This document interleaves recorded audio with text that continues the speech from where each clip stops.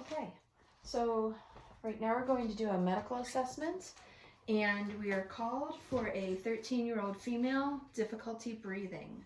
And we're going to a home, a residence, and so initially when we get this call, we're thinking about all the different things that could cause difficulty breathing. Is it a respiratory issue? Is it a cardiac issue? Does she have a respiratory condition like asthma or pneumonia? Does she have a allergy and she's having an allergic reaction which is causing her difficulty breathing? We're thinking about all of these things as soon as we get the call. And then as we pull up to the house, we're thinking about any scene safety concerns. We're donning our appropriate PPE and taking our BSI precautions. And, we're going to, again, try to determine what our nature of our illness is or mechanism of injury. And then if we need additional assistance, if we need additional resources or want to have ALS come to the scene, we can do that. We also have to, once we figured out our mechanism of injury and our condition of our patient, we also have to consider C-spine stabilization. All right, so as we're walking in, again, we want to make sure that we're not being attacked by any animals, and we're going in and we find her in the bedroom.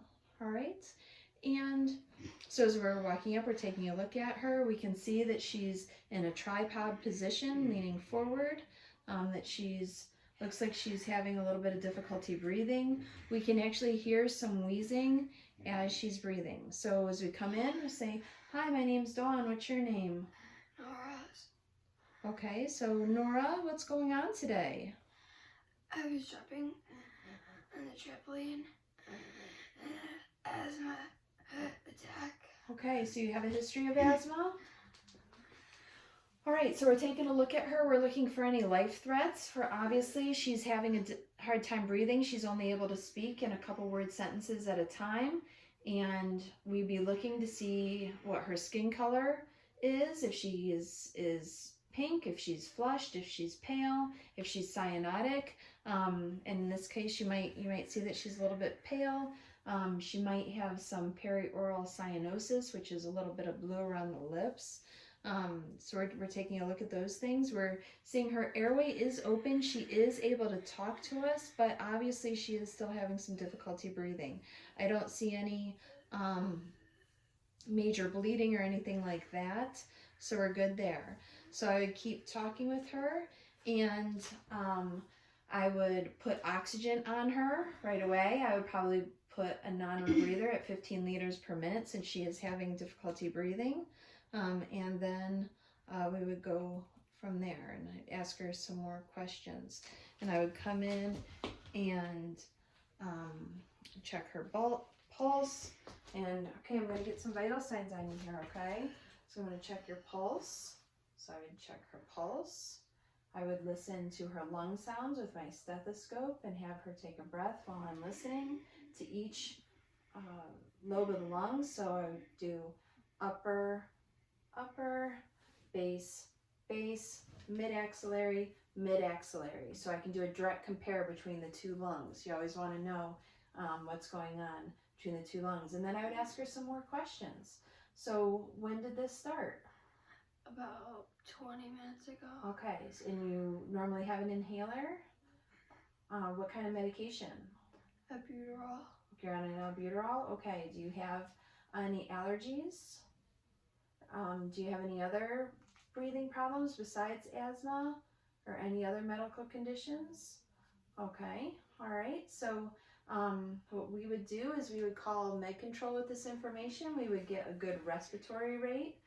We have her pulse, we have her lung sounds, and I hear wheezing in all fields.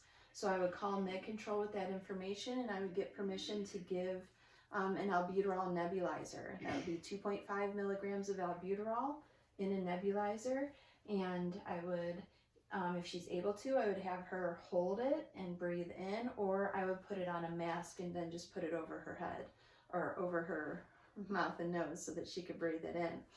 All right, and then I would continue on with my assessment.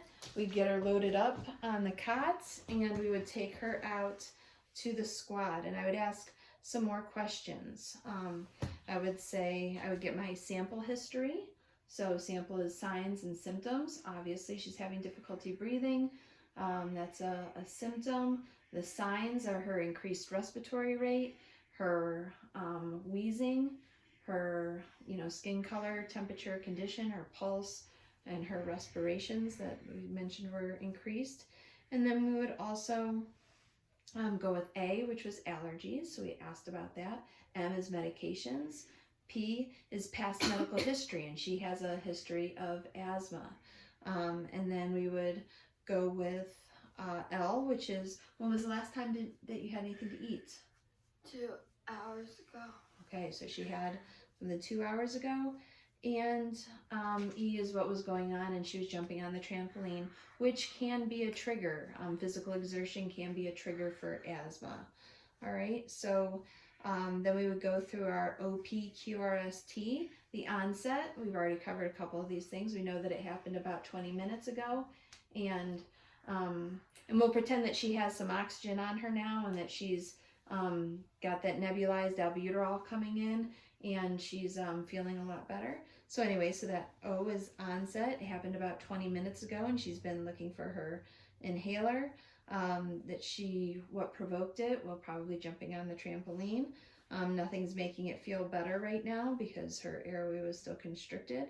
And,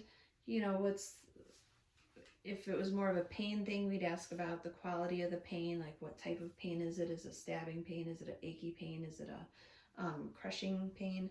And we'd also ask if it radiated anywhere. Severity, we could find out. Has this ever happened to you before? Yeah. Was it ever this bad? No, so that's worrisome for us. Why is it so bad today? Okay. And then we know time, we already figured that out, was about 20 minutes ago. And what's been going on here. So, all right. Now we would go through and we're going to do our secondary assessment, which would really keep focusing on that pulmonary system. So we've given her some albuterol.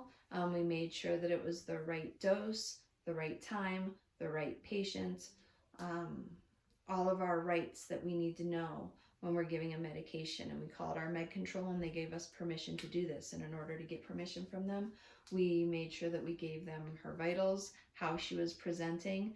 Make sure we mention she's in a tripod position. We have wheezing in all 4 lobes. And that, she has this history of asthma. I can't remember if I said that or not. And we're, asking for permission to give albuterol via nebulizer. And really, if you come across it confidently, typically the docs have no problem allowing you to do that. All right, so after we give her the treatment, we would say, how are you feeling? Okay. A little better. That's great. And we would re-listen to lung sounds, and hopefully if it's working, we're going to get a little bit more movement in there, so a little bit less wheezing as we go through. We'll notice her pulse ox come up, her heart rate should drop a little bit, and her respiratory rate and effort should drop a little bit as well. Since it was a pulmonary issue, obviously we were looking for any accessory muscle usage. Did she have any nasal flaring? Did she have any retractions in her intercostal muscles? And then we always want to check those when we reassess as well. Remember, with a stable patient, we can reassess every 15 minutes. And with an unstable patient, we would reassess every 5 minutes. And anytime we give a medication, we always want to note how they were before we gave the medication and after we gave the medication to see if it helped.